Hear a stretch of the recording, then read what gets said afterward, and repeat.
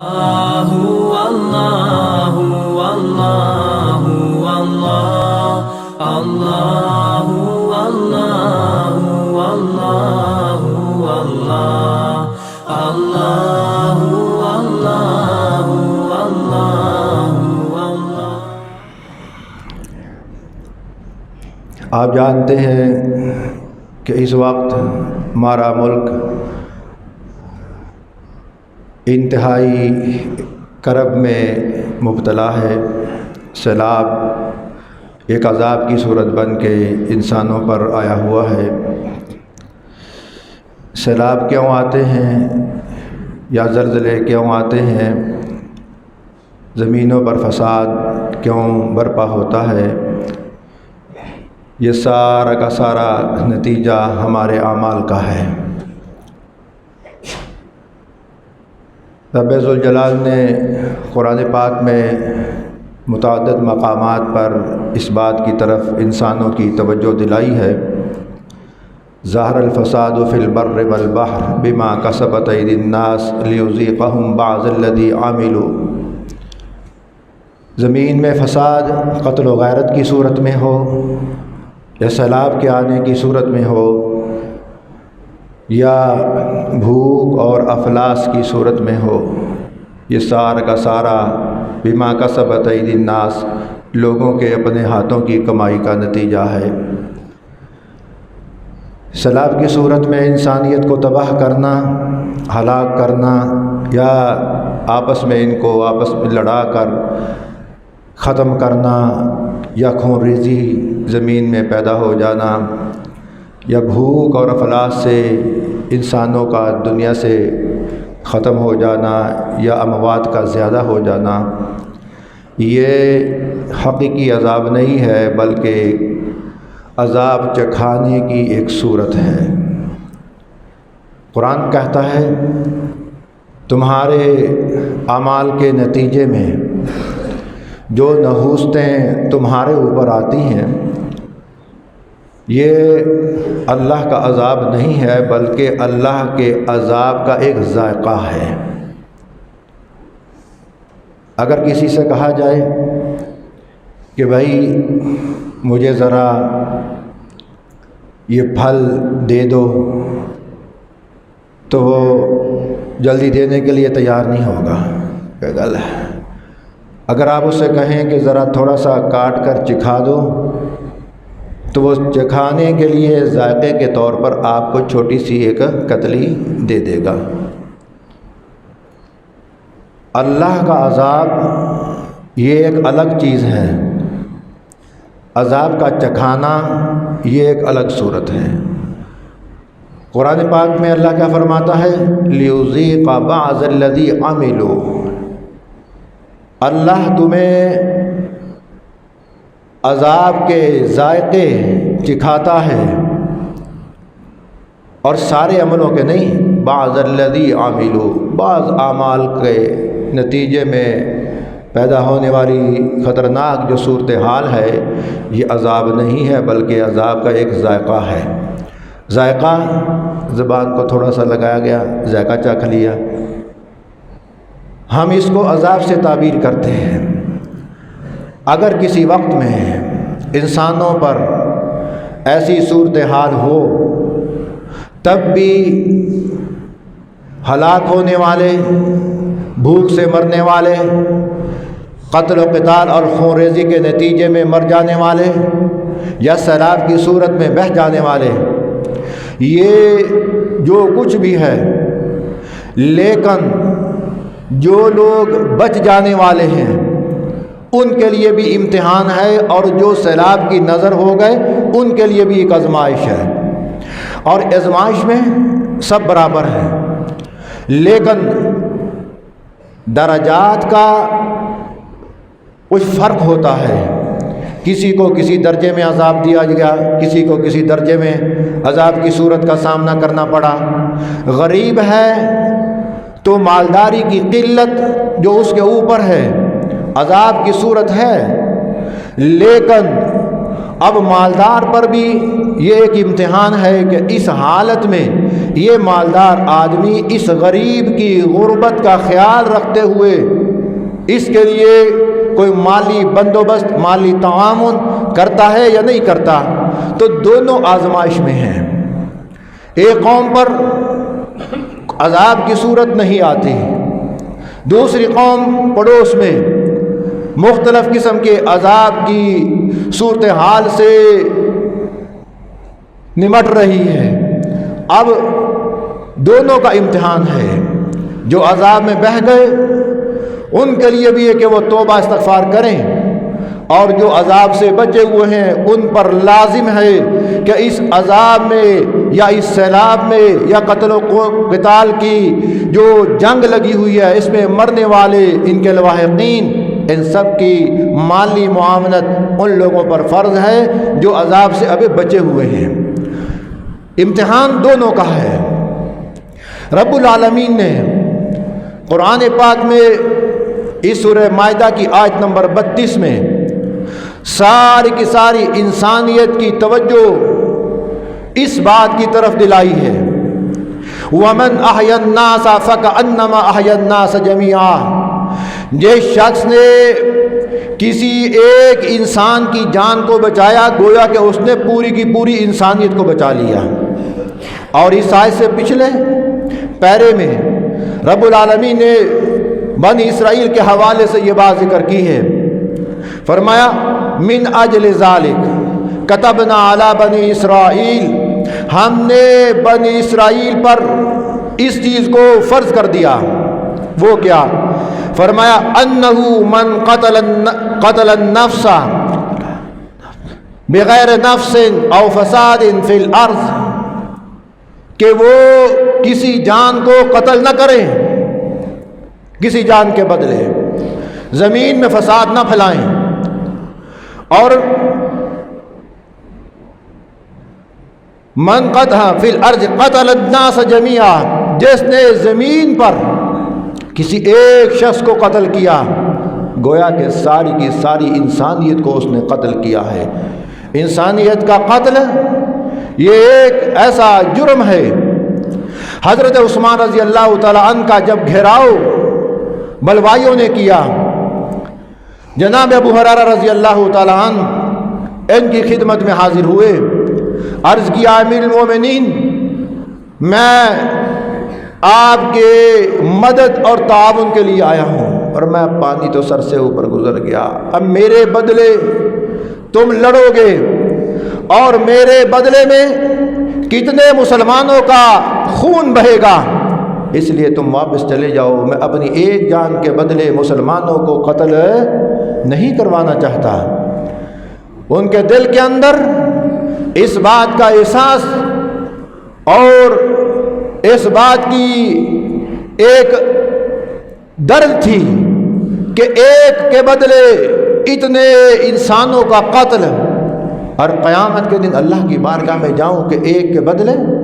حالانکہ امام عادل کے بارے میں آیا ہے کہ جو امام عادل کو قتل کرے ایسا ہے کہ اس نے پوری کی پوری انسانیت کو قتل کیا، اور امام عادل کا دفاع اس کی پوری قوم پر فرض ہے. امام عثمان رضی اللہ تعالیٰ عنہ نے بھی اس بات کی طرف ان کو آنے ہی نہیں دیا. ہمارے اکابر نے اس آیت کے ضمن میں جو اسلام کی تعلیم ہم تک پہنچائی ہے کہ فَكَأَنَّمَا وَمَنْ أَحْيَاهَا فَكَأَنَّمَا أَحْيَا النَّاسَ جَمِيعًا، ایک انسان کو زندہ بچا لینا ساری کی ساری انسانیت کو زندہ بچانے کا ثواب ملتا ہے. اور انہوں نے اپنے دور میں اس پر عمل کر کے دکھایا. کیوں؟ سرور کونین صلی اللہ علیہ وسلم نے فرمایا الخلق عیال اللہ، کائنات کی ساری مخلوق اللہ کا کنبہ ہے، اللہ کا خاندان ہے.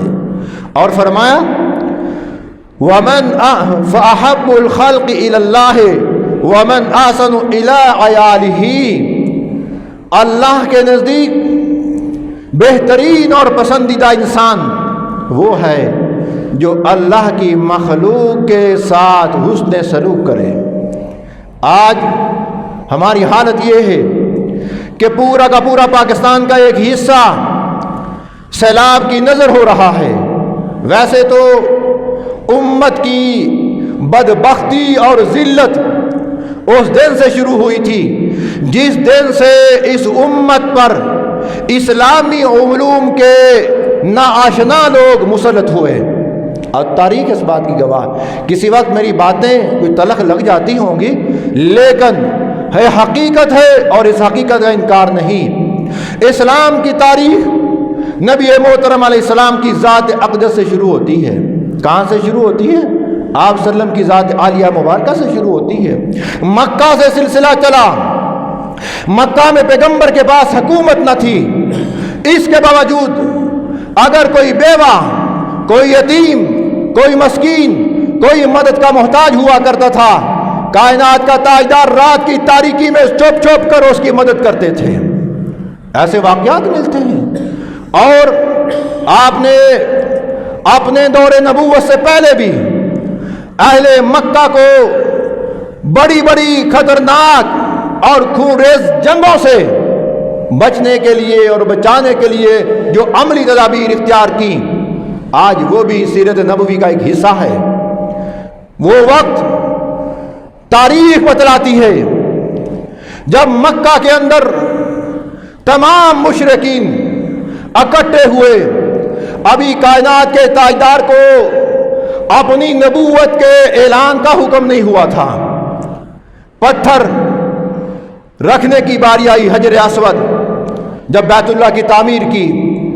آپ کی دور نبوت سے پہلے کا یہ ایک واقعہ ہے کہ ابھی آپ کی عمر 35 سال تھی اور بیت اللہ کی تعمیر ہوئی، حجر اسود نصب کرنے کی باری آئی۔ تمام قبیلے کے سردار اکٹھے ہوئے، کہنے لگے کہ ہمارے قبیلے کا حق ہے کہ ہم اس پتھر کو نصب کریں۔ دوسرے قبیلے آئے اپنے پانچے اور بازو اڑستے ہوئے اور کہنے لگے یہ ہمارا حق ہے۔ اور تیسرا قبیلہ آیا، کہنے لگا یہ ہمارا حق ہے۔ کائنات کے تاجدار کو پتہ چلا ابھی عمر کتنی ہے، 35 سال، کہ آپ نے فوراً حرم میں پہنچنے کا ارادہ کیا۔ جب پتہ چلا کہ قبائل اکٹھے ہوئے اور حجر اسود کے نصب کرنے پر اختلاف ہو رہا ہے، آپ نے ایک تدبیر اختیار کی، اپنی چادر زمین پر بچھائی، اور ایسے موقع پر جب تمام قبائل نے اپنے جانوروں کو ذبح کر کے اس جانوروں کے خون میں اپنے ہاتھوں کو رنگین کرنے کے بعد مکہ کی وادی میں اعلان کیا تھا کہ ہم اپنے ہاتھوں کو خون سے رنگین کر چکے ہیں، اگر ہمیں جنگ بھی لڑنا پڑی 100 سال تک ہماری نسلیں بھی جنگ لڑتی رہیں گی، اور اس پتھر کو نصب کرنے کا حق ہمارا ہے۔ دوسرا قبیلہ آیا، انہوں نے بھی یہی کام کیا، جانوروں کو ذبح کیا اور ان کے مقابلے میں اپنے ہاتھوں کو خون سے رنگین کر کے اپنے قبیلے کے مد مقابل لوگوں کو دکھایا کہ اگر تم اس بات کا حق رکھتے ہو تو یہ حق ہمارا ہے، اگر تم جانوروں کے خون میں اپنے ہاتھوں کو رنگین کر کے اس بات کی طرف اشارہ دے رہے ہو، ہم بھی تمہیں اس بات کی طرف آگاہ کرتے ہیں کہ یہ حق ہمارا ہے۔ لڑائی کے لیے سارے کے سارے قبائل اکٹھے ہوئے، اپنے گھروں سے اسلحہ نکالا، کوئی تلوار لے کے آ رہا ہے، کوئی لاٹھی لے کے آ رہا ہے، اور کوئی اپنے تیر کو سنبھال رہا ہے، کوئی اپنی کمان کو سیدھی کر رہا ہے۔ اسی اثنا میں کائنات کا تاجدار حرم میں پہنچا، اپنے کندھے کے اوپر رکھے ہوئے ایک بڑے چادر کو آپ نے بیت اللہ کے سائے میں بچھایا اور فرمایا کہ اس پتھر کو سارے لوگ اٹھا کر اس کپڑے کے اندر رکھ دیں۔ چنانچہ قبائل کے سرداروں نے اس پتھر کو اٹھایا اور اٹھا کر اس کپڑے مبارک میں رکھا، اور کائنات کے تاجدار نے قبائل کے سرداروں سے کہا کہ اس کپڑے کا एक एक टुकड़ा अपने हाथों में लो और इसको उठाओ। और सारे सरदारों ने उठाया और कायनात के ताजदार ने अपने मुबारक हाथों से उस पत्थर को नस्ब फरमा दिया। सारे के सारे खुश। वमन अहयाहा फकअन्नमा अहया अन्नास जमीआ। अभी इस्लाम नहीं आया था, कायनात के ताजदार ने अपनी हिकमत अमली से एक खून रेज जंग को अपने मुबारक हाथों से, अपनी मुबारक तदबीर से बचाया और अहले मक्का को खून रेजी से बचाकर इस उम्मत पर, उन लोगों पर, अहले मक्का पर, उस बस्ती के लोगों पर, कबाइल पर कयामत तक के लिए एहसान कर दिया कि ये नबी वो आइंदा आने वाले वक्त में नबी बनने वाला है जिसकी तालीमात में सबसे पहली बात ये होगी कि लोगों में बेहतरीन इंसान वो है जो लोगों को जिंदगी बख्शे। लोगों को जिंदगी बख्शने का क्या मतलब? उनको खून रेजी से बचाए। सैलाब आया है, उनके लिए बंदोबस्त करे बचने का। अगर बीमारी आई है या भूख और अफलास से इंसानियत मर रही है, फरमाया एक मुसलमान की शान ये है कि वो अपने मुसलमान भाई की मदद करे। बल्कि लोगों का लफ्ज़ आया है अन्नास, इसमें सिर्फ अहले ईमान मुसलमान नहीं, दुनिया के किसी भी खित्ते में इंसानियत मर रही है, उनको बचाना एक मुसलमान का हक और फ़र्ज है। आपने इस अंदाज से बचाया।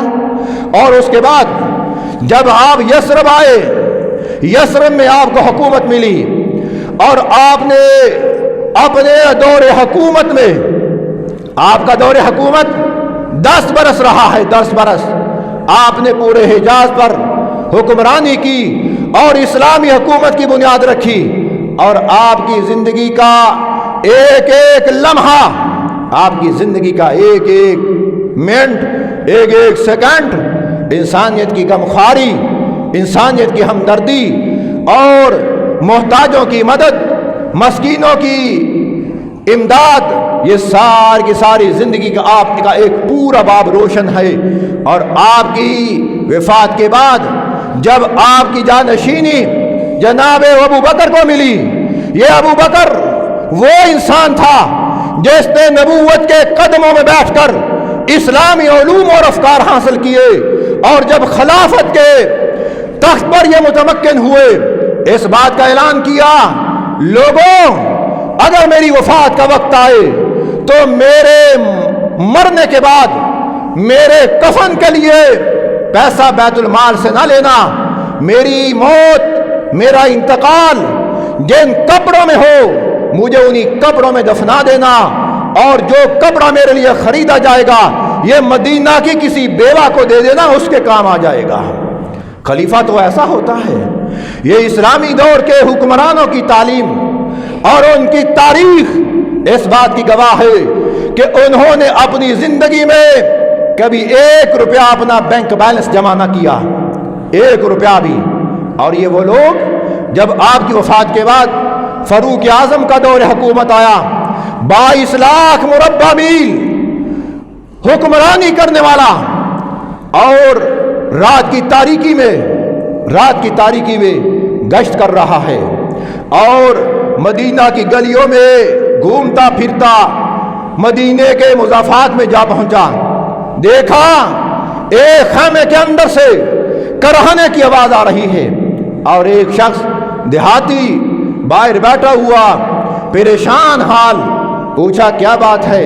कहा बीबी अकेली है, दर्द ज़े में मुब्तला है, मेरे पास कोई सामान नहीं, ना खाने के लिए ना पीने के लिए और ना इसके दर्द ज़े को दूर करने के लिए कोई इंतज़ाम है।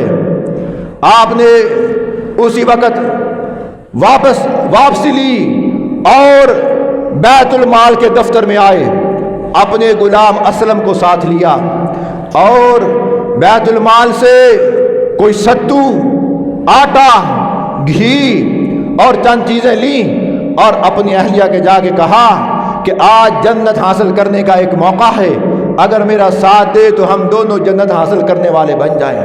अहलिया साथ चली गई और जब वहाँ पहुँचे फारूक आज़म ने अपनी अहलिया को खामे के अंदर जाने का हुक्म दिया और बाहर آپ نے آگ کو روشن کیا، اور آگ روشن کرنے کے بعد آپ نے برتن میں اس آدمی کے لیے، اس عورت، اس کی بیوی کے لیے کچھ کھانے پکانے کی کچھ چیزوں کا اہتمام کیا، اور تھوڑی دیر کے بعد اندر سے آواز آئی، امیر المومنین مبارک ہو، اللہ نے دیہاتی کو بیٹے سے نوازا ہے۔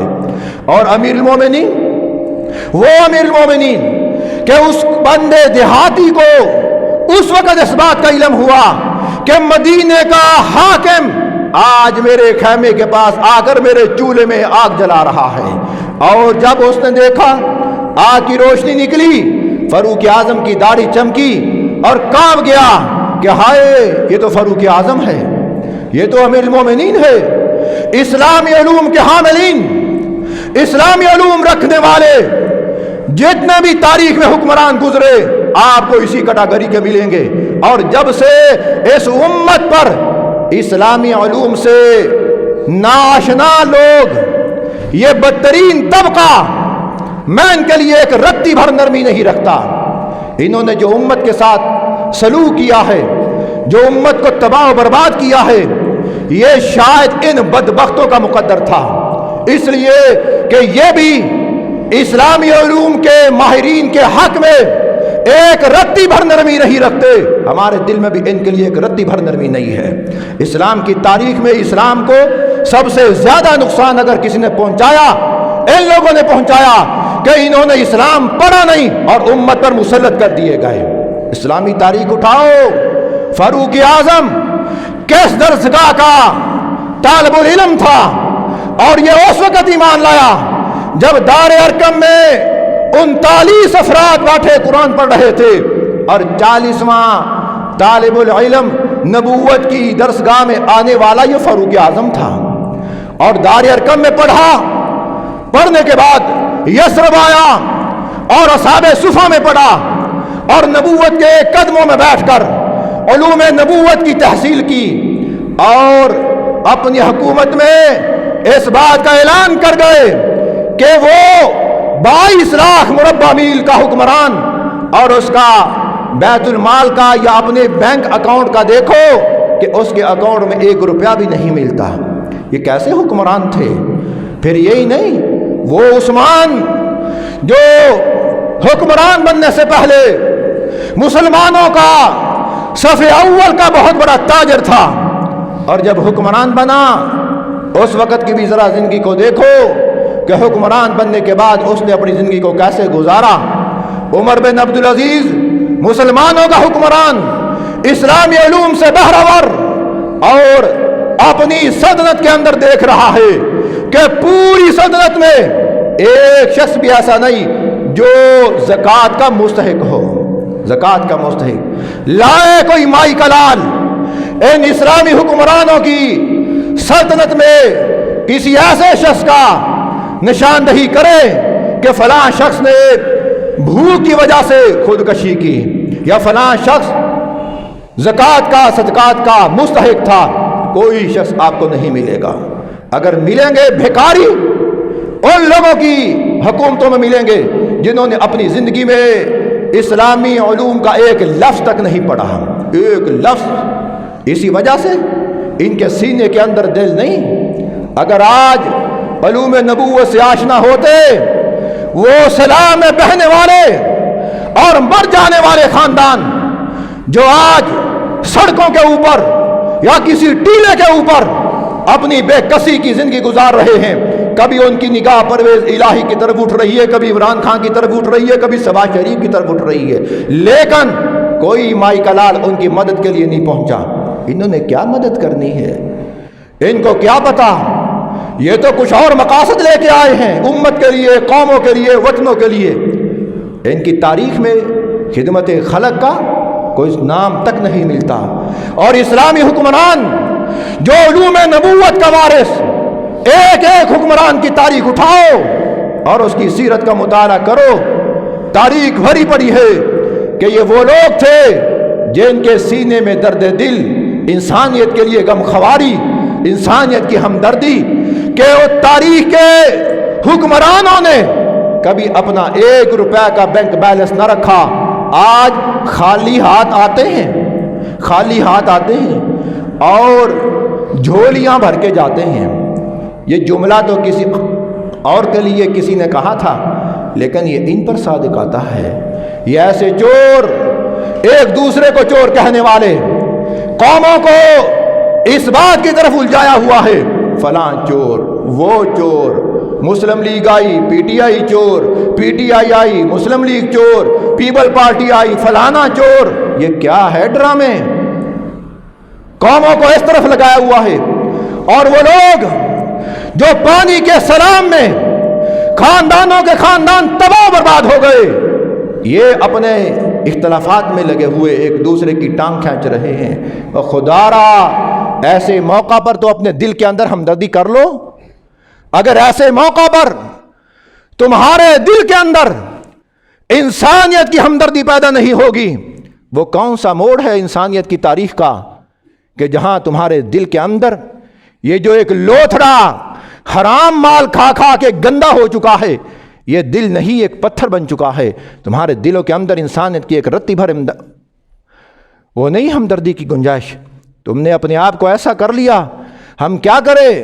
مجبوری میں ہم سے یہ باتیں نکل جاتی ہیں۔ اگر ہم ایسی بات نہ کریں تو پھر ہماری زندگی کیا ہے؟ ایک بیکار زندگی ہے۔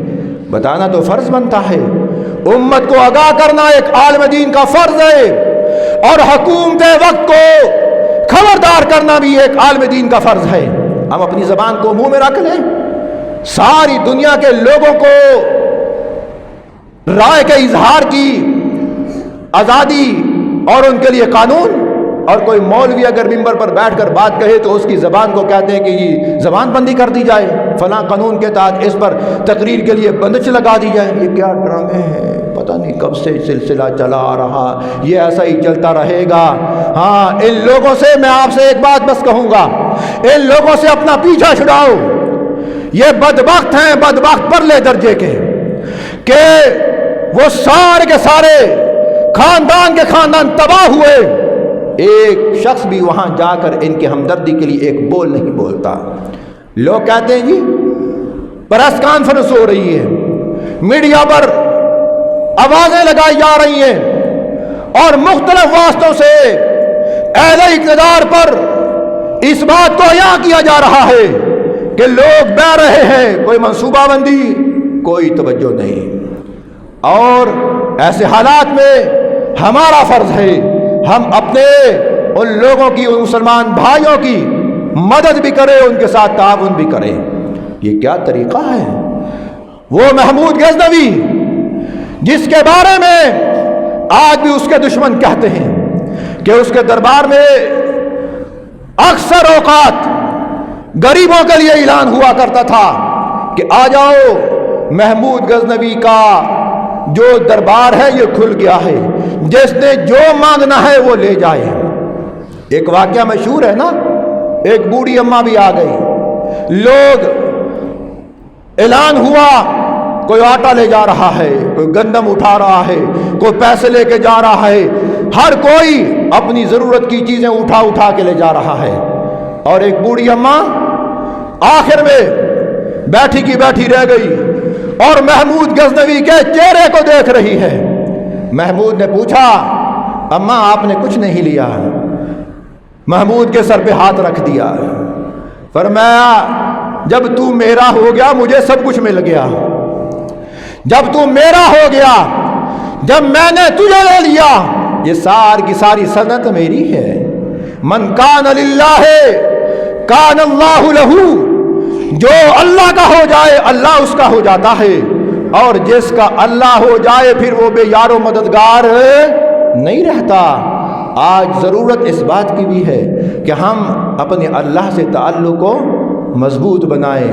میرے پیارو، یہ زندگی ہے، یہ زندگی دار الامتحان ہے، ہم سب اس امتحان میں مبتلا ہیں، اور ہر ایک نے اپنا اپنا حساب دینا ہے۔ اگر وہ پانی کی نظر ہو رہے ہیں، ان پر آج ایک عذاب کی یا امتحان کی صورت بنی ہوئی ہے، اور آج ہم بچے ہوئے ہیں، ہمارا حق اور ہمارا فرض بنتا ہے ہم ان لوگوں کی مدد کریں۔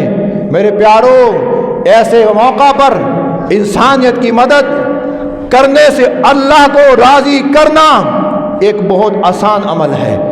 میں کچھ دنوں سے سوچ رہا تھا، پہلے بھی آپ لوگوں کے مشورے سے ہی کرتا رہا کہ جب زلزلہ آتا تھا یہاں سے ہم مدد بھیجا کرتے تھے، گاڑیوں کی صورت میں جتنی بھی امداد جمع ہو جاتی تھی ہم ان تک پہنچاتے تھے۔